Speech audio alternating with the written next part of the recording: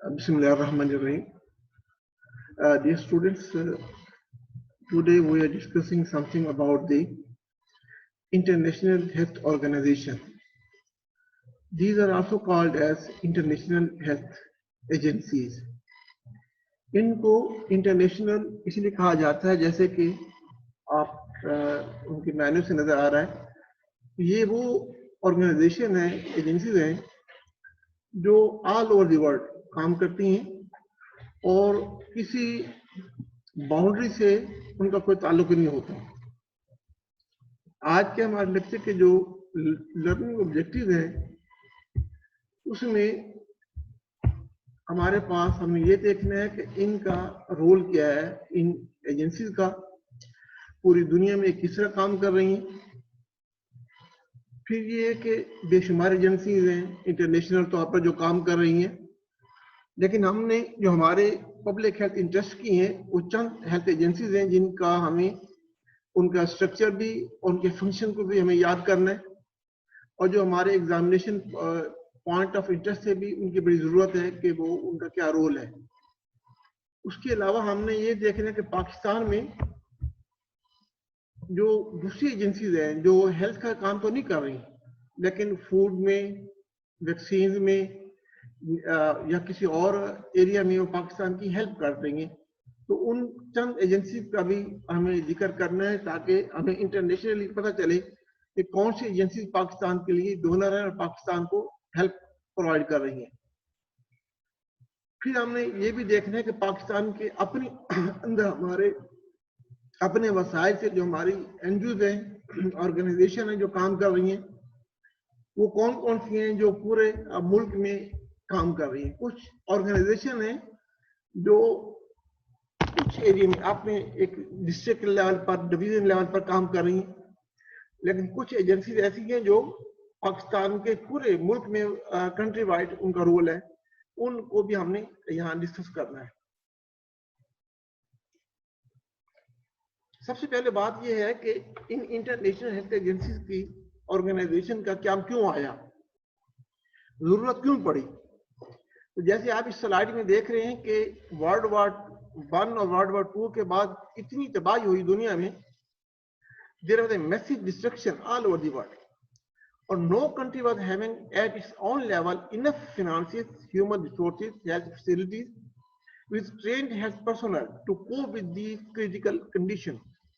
हर मुल्क में जख्मियों की एक बेअन तादाद मौजूद थी, डेड बॉडीज को दफनाने वाला नहीं था, और जो इतनी infectious and communicable disease spread कर गई due to unhygienic condition and poor prevailing atmosphere condition के हर मुल्क उस तबाही के से कुछ नहीं निकाल सकता था। तो उस वक्त एक ऑर्गेनाइजेशन में यूनाइटेड नेशन एक ऑर्गेनाइजेशन बनी, यूएनओ, तो उसके प्लेटफॉर्म से पहली दफा वर्ल्ड हेल्थ ऑर्गेनाइजेशन बनाई गई कि ये वो ऑर्गेनाइजेशन होगी जो जिनका किसी भी पॉलिटिकली किसी मुल्क से उनका कोई ताल्लुक नहीं होगा। तो ये WHO, UNICEF and other health agencies were developed gradually focusing different sectors of health and population with consideration of risk to gender and age. कुछ ने बच्चों पर तवज्जो दी, कुछ ने रिप्रोडक्टिव हेल्थ पे तवज्जो दी, और कुछ ने ओवरऑल हेल्थ के सारे सेक्टर को अपने जिम्मे ले लिया। These agencies play their role by helping the population at all over the world affected natural and man-made disasters। आपको पता है कि जो तबाही है दो तरह से है, एक नेचुरल है, जैसे फ्लड्स आ गए, अर्थक्वेक हो गई, ये नेचुरल है, जिससे एक लार्ज स्केल पे तबाही होती है। और मैन मेड क्या है जी, न्यूक्लियर ब्लास्ट हो गया, या कोई भोपाल जिस तरह एक गैस एक्सप्लोजन होगी एक लार्ज लेवल पर हो गया। इसी तरह आपने देखा कि जो अपना रशिया में न्यूक्लियर रिएक्टर के बस्ट करने से हो गया। तो जो दोनों तरह से तबाही जो सामने आती है, तो इन दोनों तबाहियों में ये ऑर्गेनाइजेशन अपना रोल प्ले करती है। आज मैंने कहा कि बेशुमार इंटरनेशनल हेल्थ एजेंसीज हैं और वर्क करने वाली हैं, लेकिन जो की रोल प्ले कर रही हैं और जिनका हमारे एग्जामिनेशन पॉइंट ऑफ व्यू से जिनके बारे में तफसील से पूछा जाता है, वो चंद हैं जो मैं आपके साथ शेयर कर रहा हूँ। पहले ये वर्ल्ड हेल्थ ऑर्गेनाइजेशन WHO, जिसको हम एब्रीविएट के तौर पर लिखते हैं। दूसरी हेल्थ एजेंसी जो है वो है United Nations international children emergency fund. ये बहुत, जैसे आपको इससे इसके नाम से लग रहा है कि ये बच्चों के लिए उनके इमरजेंसी रेस्क्यू के लिए, हेल्थ के लिए ये अपने फंड रिसोर्सेज प्रोवाइड करती है। तीसरी बड़ी एजेंसी इंटरनेशनल लेबर ऑर्गेनाइजेशन, जो कि ह्यूमन रिसोर्स पर फोकस करती है, उनकी हेल्थ पर, उनकी वेलफेयर पर, उनको जो फैसिलिटीज प्रोवाइड की जा रही हैं ताकि पूरी दुनिया में एक लेवल पर सारे लेबर को वो फैसिलिटीज प्रोवाइड की जाए। इसी के जरिए तमाम जो 1 मई यौम मजदूर मनाया जाता है मजदूरों के हुकूक के लिए। और सब एक और बड़ी जो एजेंसी जिसको हमें याद रखना चाहिए वो है food and agriculture organisation, FAO। तो ये 4-5 जो मैंने आपके साथ शेयर किए हैं। अब इन सब का जो रोल है, जो स्ट्रक्चर है, जो फंक्शनिंग है, हम वन बाय वन आपसे डिस्कस करेंगे। वर्ल्ड हेल्थ ऑर्गेनाइजेशन, आपने हर जगह नाम सुना है। आजकल कोरोना की वजह से WHO सबसे ज्यादा मेन हेडलाइन पर है, जो अपनी गाइडलाइन पूरी दुनिया को प्रोवाइड कर रही है और उन गाइडलाइन के मुताबिक पूरी दुनिया में कोरोना से बचाव का जो तरीका है और उसके जो अमल है उसको अमल किया जा रहा है। वर्ल्ड हेल्थ ऑर्गेनाइजेशन कब बनी? ये बनी 7 अप्रैल 1948 को। जैसे मैंने कहा कि 7 अप्रैल 1948 को ये यूनाइटेड नेशन ऑर्गेनाइजेशन ने, यूनाइटेड नेशन ने इसको एक बिल पास किया कि पूरी दुनिया में हेल्थ के लिए एक ऑर्गेनाइजेशन होनी चाहिए इस बड़ी ऑर्गेनाइजेशन के अम्ब्रेला के अंडर। तो 7 अप्रैल को ये ऑर्गेनाइजेशन वजूद में आई। उसकी मुनासिबत से हर साल 7 अप्रैल को वर्ल्ड हेल्थ डे मनाया जाता है।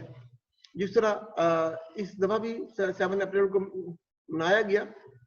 हर साल ये अपने एक स्लोगन देती है और इस साल का भी स्लोगन ये है कि हम जो हमारे जो इलाके हैं, हम इनको जो लोग हैं उनको एक सूटेबल लाइफ हम प्रोवाइड करें और कंडीशन हम प्रोवाइड करें। ये इसके जो मेन कंपोनेंट्स है वो 3 होती हैं। एक इसकी वर्ल्ड हेल्थ असेंबली है, जहां जो भी मूवमेंट्स होती हैं उनको पहले पेश किया जाता है, फिर उसके मुताबिक उस पर असेंबली की जो वोटिंग से जिस काम को पास किया जाता है उसके लिए इंप्लीमेंट के लिए एक एग्जीक्यूटिव बोर्ड होता है और सारे काम की निगरानी को और मॉनिटरिंग के लिए एक सेक्रेटरीट एस्टेब्लिश किया गया है जो वाशिंगटन DC में इसका होता है। तो इसका प्राइमरी रोल क्या है? Primary role is to direct international health within the United Nation system and to help partners in global health responses. तो जो UN के जो मेंबर हैं, कंट्रीज हैं, ये उन की जो रेजोल्यूशन उनके अंदर ये काम करती है और उन इलाकों में अपने जो सेक्टर्स हैं उसमें जो मेन हेडिंग्स हैं वो मैं आपसे शेयर कर रहा हूँ कि prevention and control of specific diseases like malaria, TB and HIV/AIDS। ये इससे पहले का फोकस था। आजकल मेन फोकस जो कोरोना पर है। इससे 2 साल पहले आपके सामने इनका फोकस था कांगो हेमोरेजिक फीवर, जो कि हार्ट अटैक से फैलता है और कुर्बानी के जानवरों से जिसे हम देखते हैं उसके लिए बड़ी प्रिकॉशन मेजर लिए जाती हैं।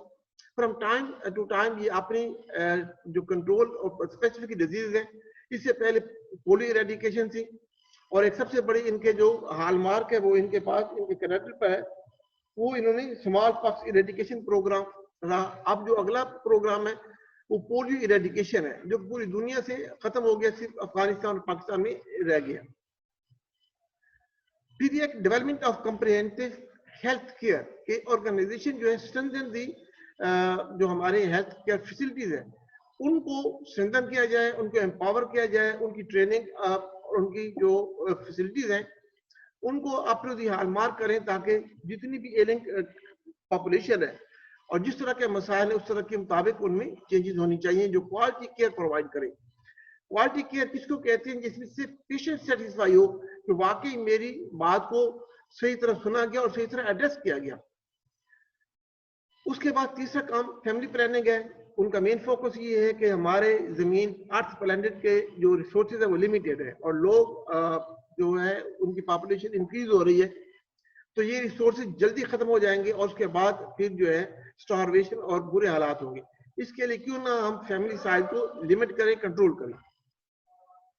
अगली जो चीज है वो एनवायरमेंटल हेल्थ है कि हमारा जो प्लेनेट है इस काबिल को हम बाकी आने वाली नस्लों के लिए उसको रहने के काबिल रहने दें। ये डिफॉरेस्टेशन, जो जंगलात की कटाई हो रही है, उसके अलावा डेजर्टिफिकेशन, पानी के रिसोर्सेज जो मुख्तलिफ तरीके से किए जा रहे हैं, एनवायरमेंटल जो पोल्यूशन है, एयर पोल्यूशन है, आपके पास बाकी जो चीजें हैं, तो इन डिफरेंट सेक्टर्स को पर ये मुख्तलिफ तरीके से काम करती हैं और टाइम टू टाइम पूरी दुनिया के ममालिक को पॉलिसी गाइडलाइन देते हैं कि जिससे अमेज़न जो डिप्रीशन है उसको स्टॉप, उसको प्रिवेंट किया जाए।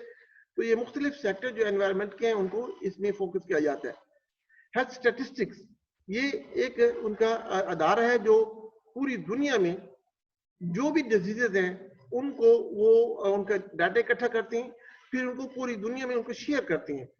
उसमें जो उस डिजीज को शेयर करने का मकसद ये है कि कौन सी इमर्जिंग डिजीज हैं, कौन सी री इमर्जिंग है, and what should be the policy to control that. एक और जो है बायोमेडिकल रिसर्च, ऑनगोइंग रिसर्च, जैसे टाइम टू टाइम नई बीमारी आती है, जैसे कोरोना फर्स्ट टाइम दुनिया में आया, तो ये बायोमेडिकल रिसर्च गवर्नमेंट को ये सपोर्ट करती हैं ताकि मुख्तलिफ किस्म की इनोवेटिव जो टेक्निक्स है वो डेवलप की जाए to control the diseases. Health literature and information, तो ये जो आज जो हमारे पास अपडेट्स हैं हेल्थ के बारे में, मुख्तलिफ इनके ग्रुप्स हैं और जिनमें जो मुख्तलिफ स्कॉलर हैं वो अपनी अपडेट देती हैं जो कि न्यू कमर्स के लिए एक गाइडलाइन के तौर पर वो इस्तेमाल होती हैं।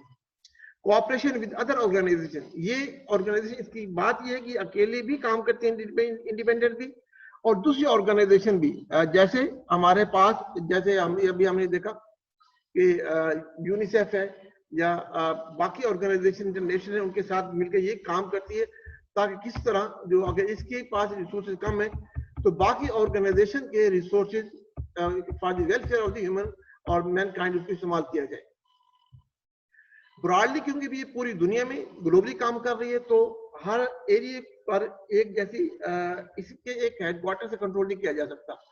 तो इन्होंने अपने 6 डिफरेंट रीजन बना दिए हैं जिनको हम, ये आपके सामने स्लाइड पर नजर आ रहा है कि जो साउथ ईस्ट एशियन रीजन जो है जिसको शेरू कहा जाता है, जिसमें न्यू दिल्ली है, हमारे जो पाकिस्तान के अलावा जितने सार्क ममालिक है, बांग्लादेश है, नेपाल है, भूटान है, बर्मा है, तो ये सारे ममालिक इसके मेंबर हैं। उसके बाद अफ्रीकन रीजन ऑफिस है, जो अफ्रीकन कंट्रीज हैं, इसको एफ्रो कहा जाता है। तो एक अमेरिकन रीजन के लिए क्योंकि उसके काफी ममालिक हैं तो उन ममालिक को एक एमरो जो है इसका जो है एक रीजन बनाया गया है। यूरोपियन कंट्रीज के लिए यूरो जो उसका कोपेनहेगन में इसका हेड ऑफिस है, और ईस्टर्न मेडिटेरियन रीजन जो इसमें सारे अरब ममालिक हैं जो मिडल ईस्ट के, और उसमें जो हमारे साउथ ईस्ट के जो ममालिक हैं, पाकिस्तान जो मेंबर है वो इस एमरो का मेंबर है। ईस्टर्न मेडिटेरियन रीजन में पाकिस्तान शामिल है। वेस्टर्न पैसिफिक रीजन जो है वेप्रो, जो उसमें जो आपके एशिया जो हमारे पास है दूसरे ममालिक जैसे मोरक्को है, मनीला है, उस सारे रीजन को वेस्टर्न पैसिफिक रीजन जो पैसिफिक एरिया के ममालिक है उन वो WPRO में उनको अटैच किया गया है। Pakistan is attach to eastern Mediterranean region. Pakistan इस वजह से इस एमरो में है क्योंकि पाकिस्तान जो दूसरे जो हमारे पास जो इस इलाके में शेरों काम कर रहा है उसको इंडिया से हमारे कोई ताल्लुकात इतने अच्छे नहीं है, जबकि हमें अपील तो वही करता है, अप्रोच तो वही करता है, लेकिन उसके अच्छे ताल्लुक ना होने की वजह से, एक अच्छा हमसाया ना होने की वजह से पाकिस्तान ने ईस्टर्न मेडिटेरियन जो कि मशरिक वस्ता के ममालिक जिसमें शामिल है, मिस्र, इजिप्ट वगैरह जो जिसमें शामिल है, हम उसमें उस एरिया में शामिल है। एरिया ऑफ सपोर्ट, यकीन एरिया में ये WHO काम करते हैं। मैंने आपको अभी 8 जो बताए उनके जो फंक्शन हैं, असल वो सारे ही उसके एरिया ऑफ सपोर्ट है, जैसे कम्युनिकेबल डिजीज को कंट्रोल करना, कंप्रीहेंसिव केयर में जो हमारी फैसिलिटीज है, पर्सनल है, उनकी ट्रेनिंग है, अपग्रेडेशन है, फैमिली प्लानिंग है और एनवायरमेंटल हेल्थ, ये सारे जो अभी आपसे मैंने बात शेयर की है। लेकिन चंद जो मेन फंक्शन है जो मैं आपसे साथ कर रहा हूँ, health policy and system development, ये ज्यादा ममालिक को ये कोई नेट कैश या फिनांस नहीं प्रोवाइड करता, बल्कि क्या करता है, उनके लिए हेल्थ पॉलिसी और गाइडलाइन देता है कि पोलियो के लिए कि आपने कैसे उनको एरिया को डिवाइड करना है, कौन से एज के लोगों पे फोकस करना है, कितनी डोजेज देनी है, कितना उसके बाद आपने उसके जो नेशन कंपेन चलानी है या डिस्ट्रिक्ट वाइज कंपेन चलानी है या कैसे उसको सर्विलेंस को कंट्रोल करना है। तो ये सारी चीजें जो है WHO की गाइडलाइन के मुताबिक, जैसे पाकिस्तान में अब पंजाब में इनका, लाहौर में इनका हेड ऑफिस है, हेल्थ ऑफिस में। फिर ये कि कम्युनिकेबल डिजीज कंट्रोल, जैसे कोरोना, कांगो, बाकी जितनी पोलियो एराडिकेशन भी करीब है, तो जितनी कम्युनिकेबल डिजीज है उनका मेन फोकस जो सबसे ज्यादा टाइम टू टाइम हमारे सामने हाईलाइट होता रहता है। फिर ये कि improving the health of women and children, के ये सबसे मेन फोकस है जेंडर और एज वाइज, कि हमारी जो वुमेन है और जो चिल्ड्रन है उसके लिए सेफ मदरहुड का प्रोग्राम लॉन्च किया है। सेफ मदरहुड में एसेंशियल ऑब्स्टेट्रिक केयर भी आ गई है कि किस तरह माओ को मौत से बचाया जाए, मैटरनल मोर्टेलिटी रेट कम किया जाए और इन्फेंट मोर्टेलिटी रेट कम किया जाए। अब आपसे शेयर करेंगे यूनिसेफ।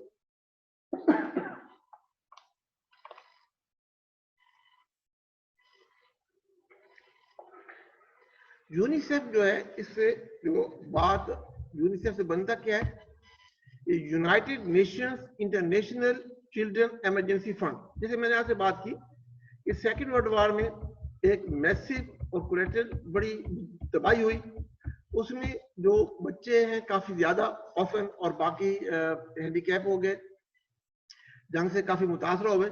तो इस वजह से इसकी क्या लाया गया, to provide emergency food and health care to children and mothers in countries that had been devastated by World War II।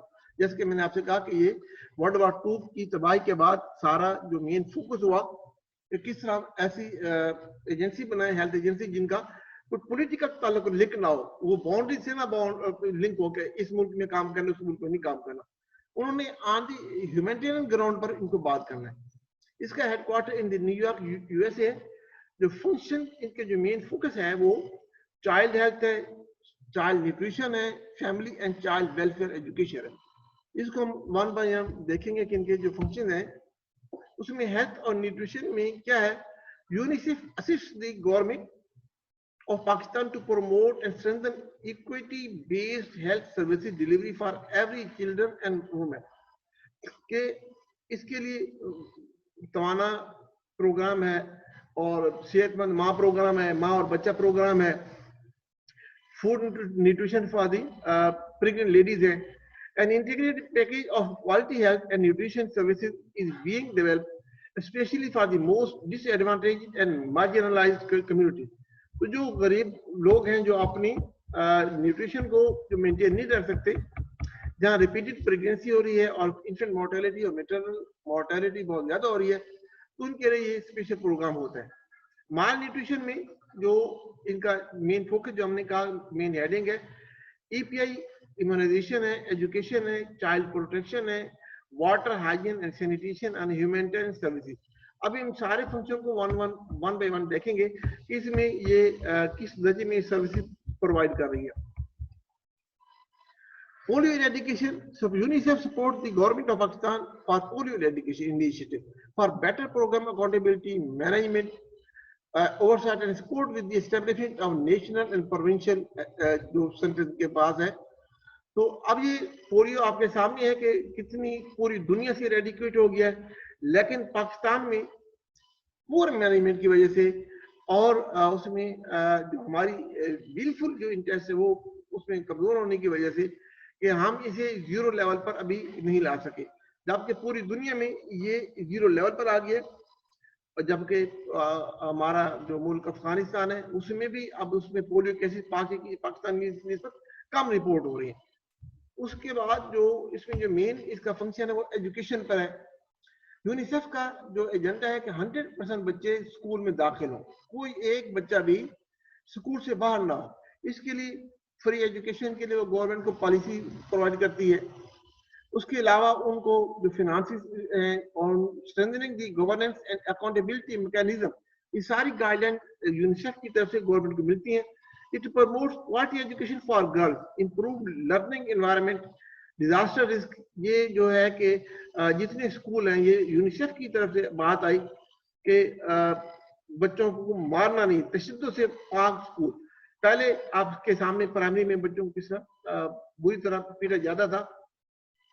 ये इनकी गाइडलाइंस है कि अब किसी भी स्कूल में कोई तशद्दुद नहीं किया जाता, अगर किया जाए तो उनके खिलाफ लेजिस्लेटिव एक्शन होता है। चाइल्ड प्रोटेक्शन क्या है? UNICEF strengthen the protective environment for children across the 4 priority area. कौन कौन से एरिया हैं जी? Policy and legislative reform. जैसे मैंने आपको कहा ना कि अगर कोई बच्चों को कोई तशद्दुद किया जाता है तो उसके लिए लेजिस्लेटिव पाकिस्तान के कानून में नए बनाए गए जो बच्चों को और ख्वातीन को तहफ़्फ़ुज़ फरमाया करते हैं। इंस्टीट्यूशनल कैपेसिटी स्ट्रेंथनिंग, कि आपके अदारे इस काबिल हों तो उन स्टूडेंट को अपलिफ्ट में, उनकी ग्रोथ में, डेवलपमेंट में आप वो हेल्प कर सके। Social and cultural behavioural change, उनको इतनी अच्छी एनवायरनमेंट दी जाए जिसकी वजह से वो बच्चों में एक कॉन्फिडेंस डेवलप करे और वो मुल्क के एक प्रोडक्टिव सिटीजन के तौर पर सामने आए।